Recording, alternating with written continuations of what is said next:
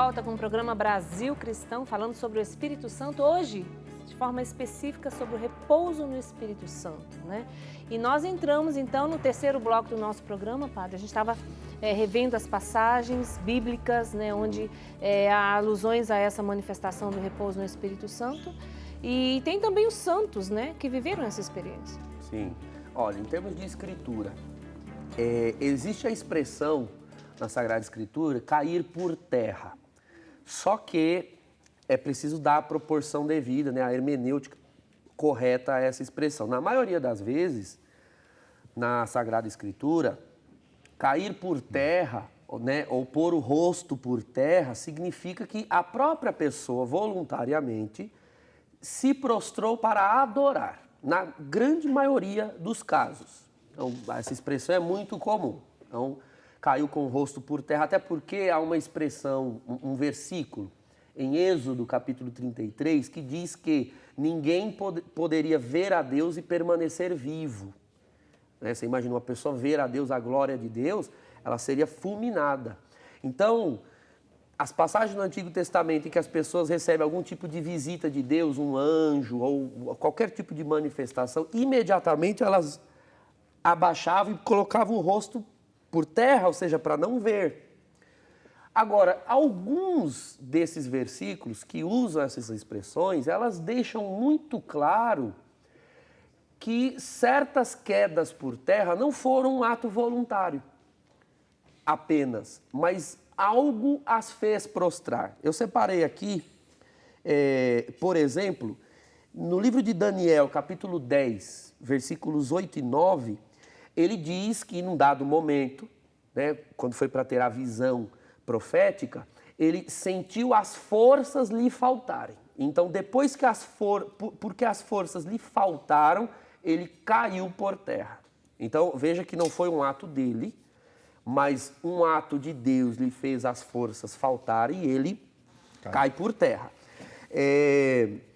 São João, em Apocalipse 1, lá na ilha de Patmos. Isso, lá na ilha de Patmos, no versículo 17, ele diz que Deus o visitou ali na ilha de Patmos e ele sentiu as forças lhe faltar e ele caiu.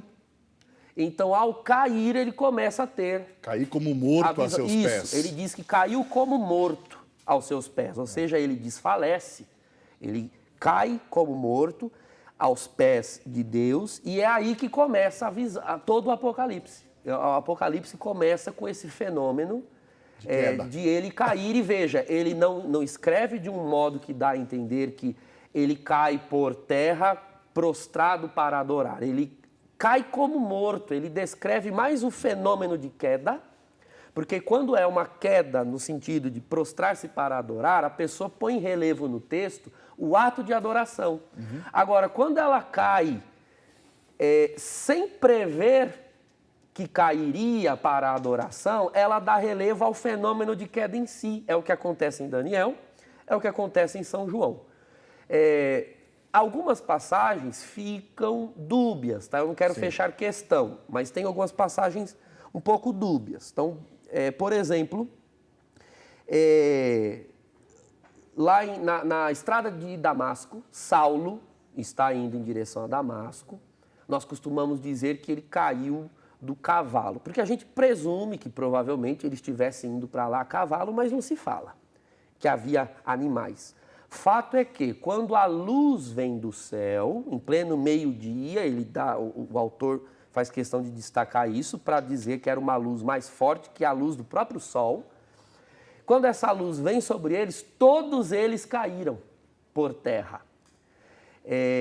E veja, eles estavam indo para perseguir os cristãos, eles estavam realizando um ato político, vamos assim dizer, em nome das sinagogas e do próprio templo de Jerusalém, porque ele carregava cartas dos sacerdotes. Exato. Então, eles não estavam ali em contexto espiritual, vamos assim dizer. Vem uma força e os derruba. Exato. Então, você pode imaginar que eles caíram porque a luz os desequilibrou e eles caíram, enfim. Mas você também pode deduzir que há algo nesta luz que os fez cair por terra. Isso é um pouco dúbio. Tem um outro texto, 2 Coríntios 12, de 2 a 4. Paulo diz que ele conheceu uma pessoa que foi arrebatada. E aí ele diz assim, não sei se no corpo ou no espírito. Então, havia um conceito de arrebatamento. Aliás, 2 conceitos de arrebatamento, que ele não especifica, que provavelmente a comunidade de Corinto, por sinal muito carismática, deveria compreender ao receber a carta.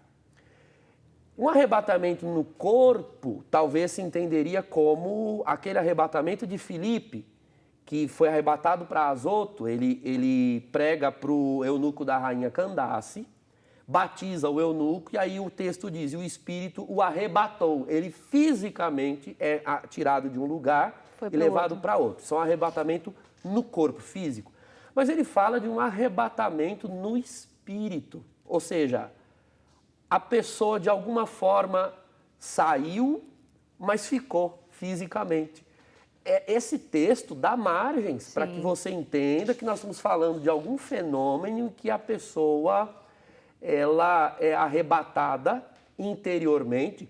Poderia se entender como uma visão na oração? Sim, mas também se enquadra muito nas experiências, casa muito com as experiências vividas por quem experimenta o repouso no Espírito Santo. Então, são textos que mereceriam um exame. Esses dúbios. Agora, os outros, no meu ponto de vista, são muito óbvios em destacar que existe essa possibilidade de a pessoa sentir de tal forma a presença de Deus que ela sente as forças desfalecerem, sobretudo esses 2 textos de Daniel e Apocalipse. Agora vamos para a igreja ao longo dos séculos, padre. Vamos citar alguns, esse fenômeno na vida de alguns santos, ou que eles presenciaram, né? Eu gosto muito de uma história, vou falar aqui do século V, poderia citar alguns outros também, Hilário de Poitiers fala muito sobre fenômenos carismáticos naquele período, mas eu gosto de citar, se você tem acesso à obra A Cidade de Deus, de Santo Agostinho, A Cidade de Deus, de Santo Agostinho, lá Santo Agostinho conta a seguinte história. Havia uma mulher em Cesareia que tinha 10 filhos. E ela fica viúva, com os 10 filhos para criar, cai num desespero, porque ficou sozinha com aqueles filhos, e ela amaldiçoa a Deus e amaldiçoou os filhos. Ela lançou uma maldição sobre os próprios filhos. E o peso da maldição foi tão grande que os 10 filhos foram acometidos de uma doença. No século V, não tinham muito como descrever. Eles descrevem que eram tremores ininterruptos, como se fosse mal de Parkinson, né? Tremores ininterruptos. Os 10. Talvez, não sei. Alguma coisa assim. Então, eles têm esses tremores. E eles vão crescendo e os 10 vão por toda parte do Império Romano, naquela época, procurando medicina que lhes desse alguma cura, sem sucesso nenhum. E 2 desses irmãos, Paulo e Paládia, diz lá no texto, os 2, um casal, eles vão parar em Hipona, a igreja onde Santo Agostinho era bispo. Diz lá o texto que no dia de Páscoa, no domingo de Páscoa, eles se ajoelham em oração diante do santuário. São os nossos sacrários hoje, né? Eles se ajoelham diante do santuário. E Santo Agostinho conta que os 2 caíram no chão como mortos. Então, é uma descrição explícita do repouso. Eles caíram no chão como mortos e caíram sem os tremores, porque os tremores eram ininterruptos, não cessavam nunca. Eles caem no chão, param de tremer, e quando eles abrem os olhos e se levantam, eles estão totalmente livres dos tremores e nunca mais tiveram.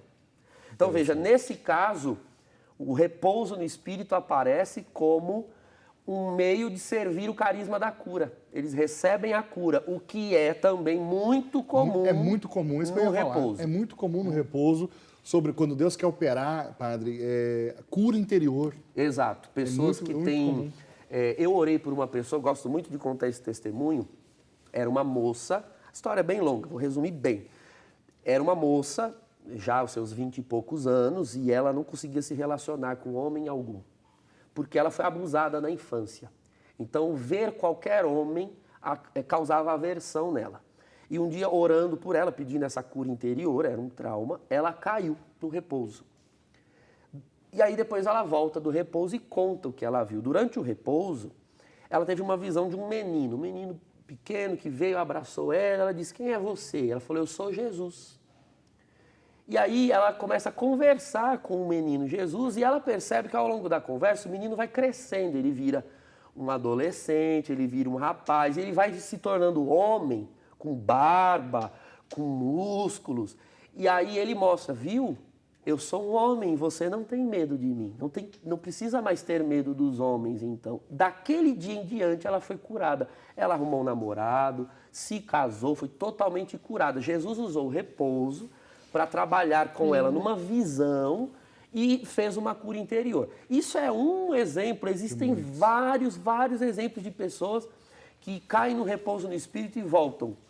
Tanto com curas físicas como curas emocionais, espirituais, etc. Padre, vamos continuar lá. Vamos, eu sei que outros santos. São Vicente Ferrer. Fala pra gente de São Vicente. Sim, há um texto... Dominicano. Isso, Frei Dominicano, estamos falando aqui do século XIII para o século XIV. Isso. São Vicente Ferrer, tem um texto, esse texto não está traduzido para o português, ele só tem em espanhol. São Vicente Ferrer era francês. Conta esse texto que São Vicente ele era visitado por muitos sinais na sua pregação. Então, ele, por exemplo, pregava para públicos de mais de 30 mil pessoas. Na Idade Média. Idade Média. Estamos falando de um tempo que não tinha som, não tinha microfone. 30 mil pessoas em planícies e todos o ouviam. Em planícies. Jesus, por exemplo, se um dia Deus lhe der a graça de ir à Terra Santa, você vai ver que em muitos lugares que são demarcados como lugares de pregação de Jesus, existia uma espécie Jesus tinha uma estratégia acústica. Então ele pregava entre montanhas, você gritava, o som reverberava. Então existia essa possibilidade. São Vicente Ferrer pregava em planícies, estamos falando de lugares onde não tem como o som reverberar e as pessoas ouviam. Esses escritos contam que São Vicente Ferrer tinha um costume de dar um brado. Aí alguns traduzem como brado, outros como berro, grito, enfim. Ele bradava suas pregações de conversão e diz os textos que muitas pessoas, quando ele gritava, elas caíam no chão como mortas. Caíam. Conta os textos que algumas levantavam convertidas e fala-se até que algumas caíam e não voltavam. Algumas morriam mesmo. Deus as recolhia no repouso. Então, queira Deus que não saiam por aí as pessoas sendo recolhidas. Se forem, louvado seja. Vão para arrebatamento. A vida. É um arrebatamento, de certa forma. Mas isso é encontrado nos escritos que descrevem o ministério de São Vicente Ferrer. Eu tenho aqui, mostra pra gente aqui, esse livro, A Satisfação de Todo o Desejo. Esse livro foi escrito por Ralph Martin. Ralph Martin é um pioneiríssimo da renovação carismática. Foi ele que pregou o retiro do Padre Eduardo, né, o fundador da século XXI, da Associação do Senhor Jesus, em 1969. Você pode adquirir esse livro através da livraria do CERN, livraria.cernbrasil.com. Maravilhoso. Esse livro é maravilhoso e aqui, neste livro, existe uma citação de Santa Teresa d'Ávila que eu faço questão de ler para você. Diz assim: não há necessidade de usar técnica alguma para suspender a atividade da mente, visto que todas as faculdades estão adormecidas nesse estado, e realmente adormecidas, ela enfatiza, para as coisas do mundo e para nós mesmos. A propósito, enquanto dura a união, a experiência, né? A alma é deixada como que sem seus sentidos, pois ela não tem condições para pensar ainda que o queira. Amando, se realmente ama, ela não compreende como ou o que ela ama ou poderia querer. Em suma, é como alguém que em todos os aspectos morreu para o mundo, de modo a viver mais plenamente em Deus. Aí, olha só, ela fica tão aturdida que mesmo que não perca de todo a consciência, nada se move, nem mão, nem pé. Uma descrição de Santa Teresa d'Ávila. Exato, ela falava muito nos seus textos sobre os chamados arroubos. Ela fala muito nesses arroubos. Nós sabemos que Santa Teresa ela viveu experiências de êxtase. Sim. Então, o êxtase ele já é um fenômeno místico. Mas ela mesma descreve uma diferença entre os êxtases e esses arroubos. E ela não diz exatamente, nesse texto ela é bem mais clara. Mas isso que nós chamamos de repouso no espírito é um termo que nós estamos usando. Mas é perfeitamente possível que esse fenômeno tenha sido vivido e recebido outros nomes. O próprio falar em línguas, que nós chamamos assim, falar em línguas ou glossolalia, Santo Inácio de Loyola chamava de loquela. Não existia nome, não era algo tão comum no seu tempo, mas ele começou a falar em línguas e ele chamava de loquela. Não tem tradução essa palavra. Talvez ele usou as próprias sílabas que saíam da boca dele. O que hoje a gente falaria, eu comecei a fazer um xandaricanta. Ele falava, loquela, eu estou com loquela. Então, ele chamava de loquela. E Santa Teresa chama de arroubos. Algo vinha, a visitava como um arroubo, né? Algo que arromba a porta, né? No espanhol, Santa Teresa era da Espanha. E ela movida de amor. Exatamente, e a sequestra, né? Um sequestro. E lhe sequestrava as forças e forças físicas, diz aí. O modo como ela descreve, né? É o repouso no espírito. Exatamente. Né? E ela padre, diz que a mente permanece. Agora, existe aquilo que não é o repouso no Espírito Santo. Sim. Né? Nós temos algumas participações aqui pelo WhatsApp, algumas perguntas que estão conosco. Vamos lá. Nós vamos ver e o padre vai dizer também aí nas respostas e entre elas aquilo que não é o batismo, o repouso no Espírito. Marcos, boa tarde. Sou o Marcos de Sorocaba. No livro Repouso no Espírito, o cardeal Suenens parece muito crítico ao ato. Quais os cuidados pastorais que o movimento carismático precisa ter com este fenômeno? Há exageros, padre? Eu acho que aí dá para o senhor até falar o que não é, né? Perfeito. Esse livro, Repouso no Espírito, ele na realidade é um dos documentos de Malines. É o sexto documento. É o sexto documento de Malines, escrito pelo cardeal. Para quem não sabe, o cardeal Suenens foi o cardeal arcebispo delegado pelo Papa Paulo VI para acompanhar o movimento carismático. Foi o primeiro assessor mundial, internacional, vamos assim dizer, do movimento carismático. Então, quando nós não tínhamos nada escrito, né, descrevendo, não havia documentos, não havia nada, o cardeal Suenens foi o primeiro a escrever. Ele próprio recebeu o batismo no Espírito Santo, então ele escreve a partir de dentro, a partir de uma experiência. Realmente, quem ler esse livro, só pelo título não vai achar. Eu mesmo em casa tenho uns 3 livros com o mesmo título, Repouso no Espírito. Um do cardeal Suenens, outro do padre Antonello Cadedu e outro do padre Robert de Grandes. Eu estou com a versão inglesa Isso, dele. o Fernando tem a versão em inglês aqui, pode mostrar. Mas tem pela editora Raboni, né, e tem traduzido para o português. No livro do cardeal Suenens, ele faz várias ponderações e realmente ele aconselha que não se fomente, que não se incentive, porque é um fenômeno que carece de mais discernimento. Estamos falando de um cardeal escrevendo nos anos 70, quando absolutamente tudo no mundo carismático era novo. Sim. Eu ousaria dizer que hoje nós já fizemos muito mais pesquisas, estudos, do que o que se tinha acesso nos anos 70. Então, o cardeal é muito prudente. Realmente, no fim do livro, ele se mostra assim, bem pessimista, eu ousaria dizer. Ele prefere suspender por ali o comentário, dizer que é melhor não atribuir muito a ação de Deus àquele fenômeno, e inclusive é ele quem prefere chamar o tempo todo no livro de fenômeno de queda. Porque quando você diz repouso no Espírito, você já está emitindo um juízo. É no Espírito e é algo do Espírito. Então, durante todo o livro, ele chama de fenômeno de queda. Os pentecostais falam de cair pelo poder. Sim, os pentecostais falam cair no Espírito, cair pelo poder. Várias nomenclaturas são possíveis. Ali, ele levanta questões que são pertinentes. Tá?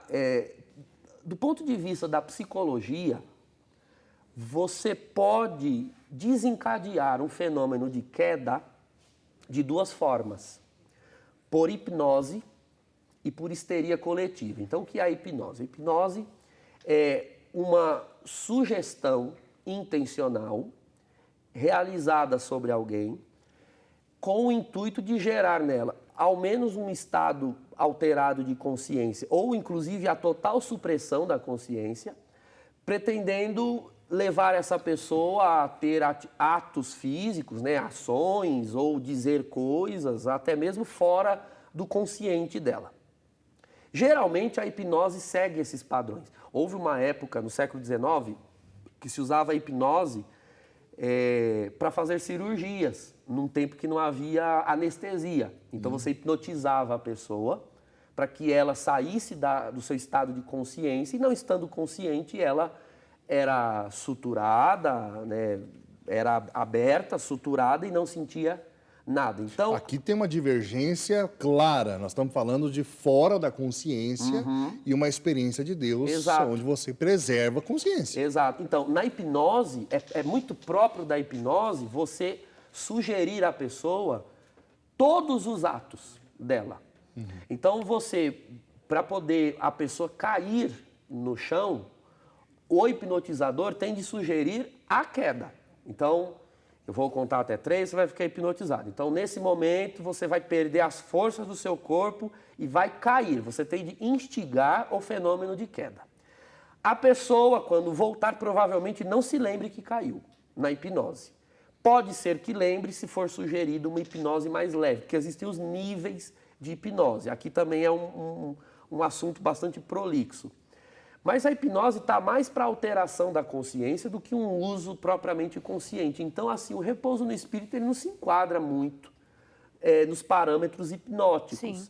Porque você precisaria sugerir muito a queda. Aí vem a pergunta e o cuidado pastoral. É possível que alguém, conduzindo orações carismáticas, fomente a queda? Infelizmente é. Então você pode realmente estar incorrendo numa hipnose.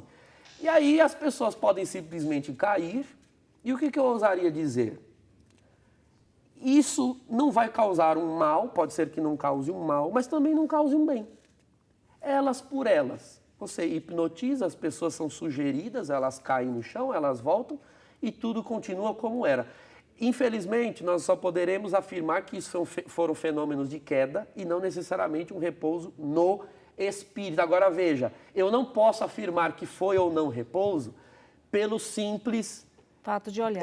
Pelo simples olhar estético. Veja, então talvez as pessoas perguntem, como eu posso saber para fazer para saber se a pessoa repousou no espírito ou não? Meu irmão, só quem pode dizer isso é ela mesma. Agora, sabe? O que a gente pode observar são os frutos que Sim. vai nascer desse repouso no espírito que a pessoa vai ter. Se é repouso no espírito, se é repouso, vai dar fruto. frutos. Sim. E o fruto vai ser bom. Sim. Não vai ser podre nem... Aproxima mais de Deus, fortalece a espiritualidade. Recebe uma cura. Recebe uma cura. Às vezes não recebe curas nem nada, mas pessoas de caminhada cristã já eventualmente repousam no espírito. E nada mais são do que essas confirmações da presença de Deus. Sim. Então, realmente... Gera cada vez mais intimidade com Exato. Deus. Então, você que caiu, realmente você sentiu a presença de Deus? Você sente que foi uma visita de Deus? Porque se não foi isso, pode ter sido da cabeça dela, pode ter sido resposta a uma sugestão. Se foi resposta a uma sugestão, o que eu posso lhe dizer?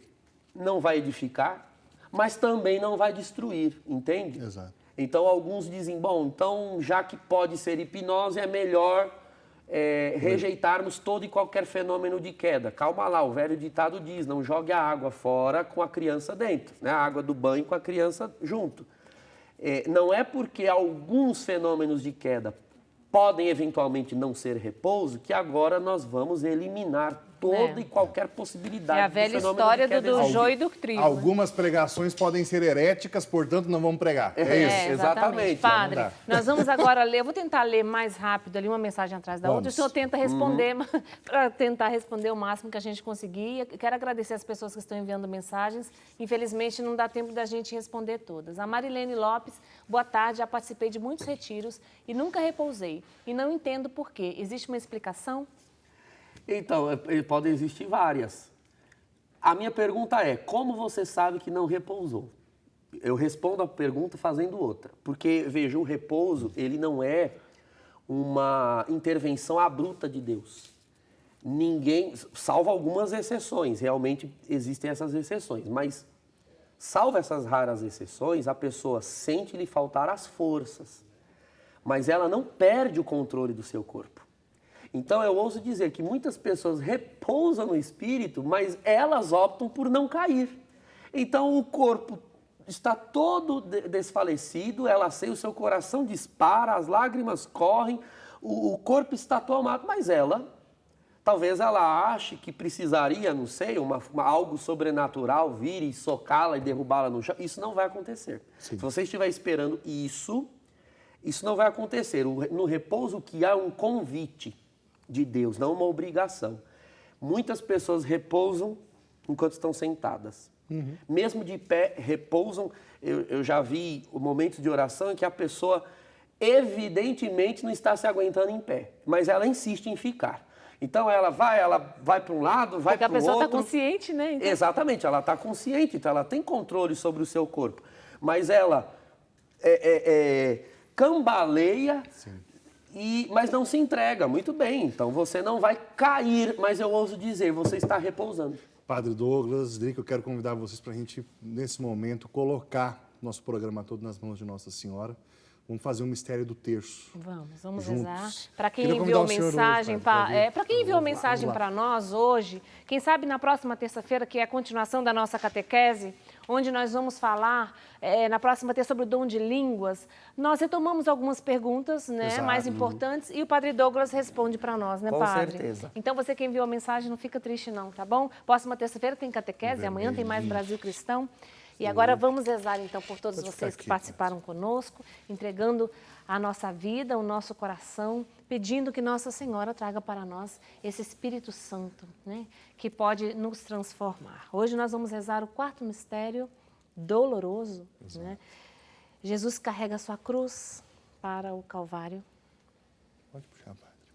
Pai nosso que estais no céu, santificado seja o vosso nome, venha a nós o vosso reino, seja feita a vossa vontade, assim na terra como no céu. O pão nosso de cada dia nos dai hoje, perdoai-nos as nossas ofensas, assim como nós perdoamos a quem nos tem ofendido, e não nos deixeis cair em tentação, mas livrai-nos do mal. Amém. Ave Maria, cheia de graça, o Senhor é convosco, bendita sois vós entre as mulheres, e bendito é o fruto do vosso ventre, Jesus. Santa Maria, Mãe de Deus, rogai por nós, pecadores, agora e na hora de nossa morte. Amém. Ave Maria, cheia de graça, o Senhor é convosco, bendita sois vós entre as mulheres, e bendito é o fruto do vosso ventre, Jesus. Santa Maria, Mãe de Deus, rogai por nós, pecadores, agora e na hora de nossa morte. Amém. Ave Maria, cheia de graça, o Senhor é convosco, bendita sois vós entre as mulheres, e bendito é o fruto do vosso ventre, Jesus. Santa Maria, Mãe de Deus, rogai por nós, pecadores, agora e na hora de nossa morte. Amém. Ave Maria, cheia de graça, o Senhor é convosco, bendita sois vós entre as mulheres, bendito é o fruto do vosso ventre, Jesus. Santa Maria, Mãe de Deus, rogai por nós, pecadores, agora e na hora de nossa morte. Amém. Ave Maria, cheia de graça, o Senhor é convosco, bendita sois vós entre as mulheres, bendito é o fruto do vosso ventre, Jesus. Santa Maria, Mãe de Deus, rogai por nós, pecadores, agora e na hora de nossa morte. Amém. Ave Maria, cheia de graça, o Senhor é convosco, bendita sois vós entre as mulheres, e bendito é o fruto do vosso ventre, Jesus. Santa Maria, Mãe de Deus, rogai por nós, pecadores, agora e na hora de nossa morte. Amém. Ave Maria, cheia de graça, o Senhor é convosco, bendita sois vós entre as mulheres, e bendito é o fruto do vosso ventre, Jesus. Santa Maria, Mãe de Deus, rogai por nós, pecadores, agora e na hora de nossa morte. Amém. Ave Maria, cheia de graça, o Senhor é convosco. Bendita sois vós entre as mulheres e bendito é o fruto do vosso ventre, Jesus. Santa Maria, Mãe de Deus, rogai por nós, pecadores, agora e na hora de nossa morte. Amém. Ave Maria, cheia de graça, o Senhor é convosco. Bendita sois vós entre as mulheres e bendito é o fruto do vosso ventre, Jesus. Santa Maria, Mãe de Deus, rogai por nós, pecadores, agora e na hora de nossa morte. Amém. Ave Maria, cheia de graça, o Senhor é convosco. Bendita sois vós entre as mulheres e bendito é o fruto do vosso ventre, Jesus. Santa Maria, Mãe de Deus, rogai por nós, pecadores,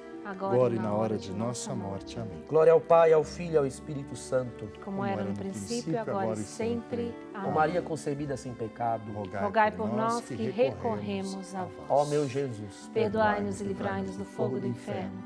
Levai as almas todas para o céu e socorrei principalmente as que mais precisarem. Nós agradecemos você que rezou conosco, lembrando que essa campanha Santo Rosário Caminho de Salvação é para construirmos a Igreja das Mãos Ensanguentadas de Jesus, né? A nossa igreja, a sua igreja, você que é devoto. Antes de terminar, tem mais uma mensagem para a gente ler. Vamos ver que dá tempo ainda de ver mais uma mensagem. Euleni Meira, padre. Então, eu fui retardada. Eu também. Não se sinta ofendido. O meu batismo no Espírito foi de lágrimas. Ninguém conteve meu choro, mas foi uma paz interior tão grande. Eu moro em Poções, na Bahia. Participo da paróquia do Divino. Estou amando a catequese. Ai, que linda. Obrigada pela partilha. Deus abençoe, filha. Glória a Deus. Isso mesmo. Os meios que Deus se utiliza para nos batizar são inúmeros e é Ele quem seleciona. O Espírito Santo é assim, na própria Escritura. Ora é fogo, ora é água, ora é vento, ora é brisa, ora é óleo, mas sempre é o Espírito Santo. Duas coisinhas. Nós estamos terminando o nosso programa para amanhã.